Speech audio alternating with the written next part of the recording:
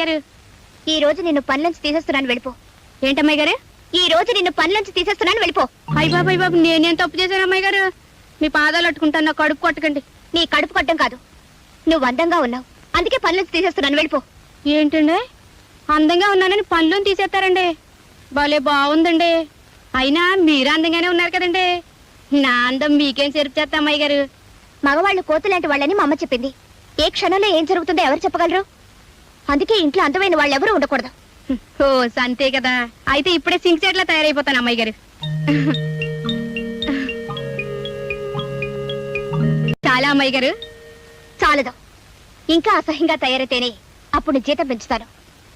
అట్టాగే అమ్మాయి గారు. కానీ మీతో ఒక్క మాట చెప్పి ఆ తర్వాత మీరు చెప్పినట్టే తయారవుతాను.